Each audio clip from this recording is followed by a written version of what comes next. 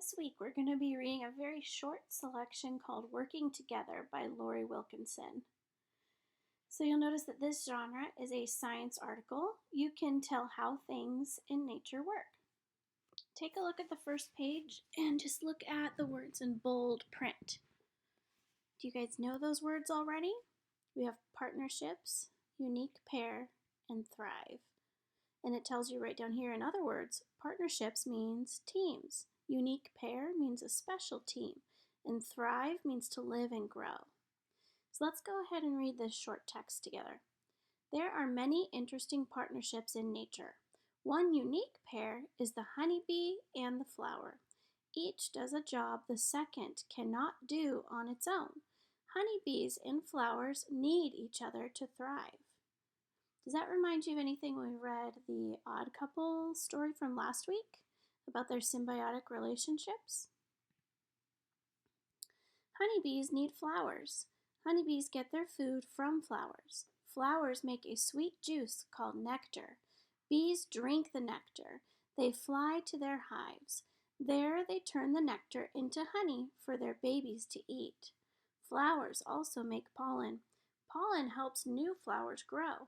But for a honeybee, pollen is good food. It has all the vitamins, minerals, and protein a bee needs. And right down here you can see where it talks about vitamins, minerals, and proteins as healthy things, fewer, not many. Here's the caption for our photo here. A honeybee collects nectar and pollen from a flower. And here they're labeling their picture. There's the word pollen. It's all those little yellow sticky things sticking all over it. And this little caption here says, a bee takes pollen from one flower to another. Flowers need honeybees. Plants need honeybees to help them make more plants. When a bee sits on a flower, some pollen sticks to it.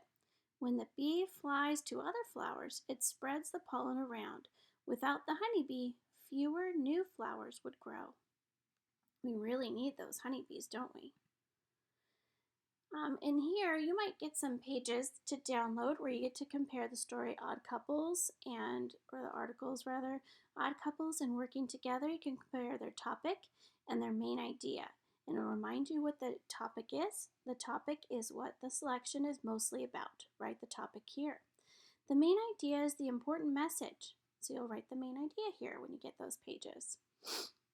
If you want to read about future tense verbs to review, we've already done those. You can pause the video and read those. Now, write as a researcher. This week you're going to have a writing project, and I'll show you what you're going to use. So write a science report. Write a report about a partnership in nature. You will publish your report in a classroom science magazine. Well, we're not together, so you are going to make your own report that you can share back with your teacher.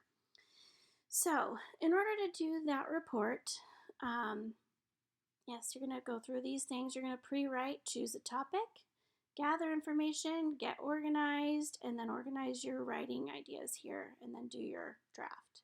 So, in order to do that, I have a document for you that I'll upload right here, and you can choose. The first article I have is Clownfish and Sea Anemones.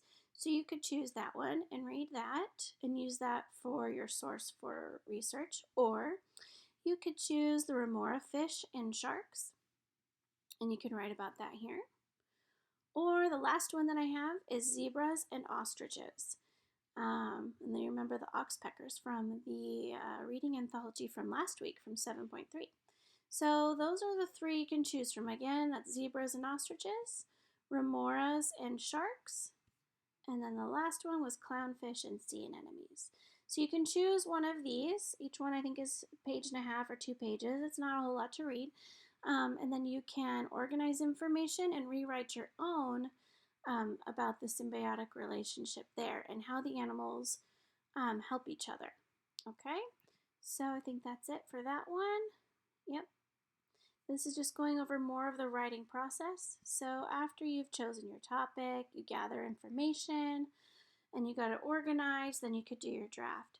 I did this with Chase last week or the week before on dinosaurs, and we used index cards, or you could use little strips of paper, and we organized different kinds of information by color. So we had a card for what the Triceratops ate, and we made that one red. And we had one for where it lived, and we made that one blue, and things like that. We had one for like what its body looked like and how big it was, things like that. We made that one green, so we color coded our information before we did the draft, and that was really helpful.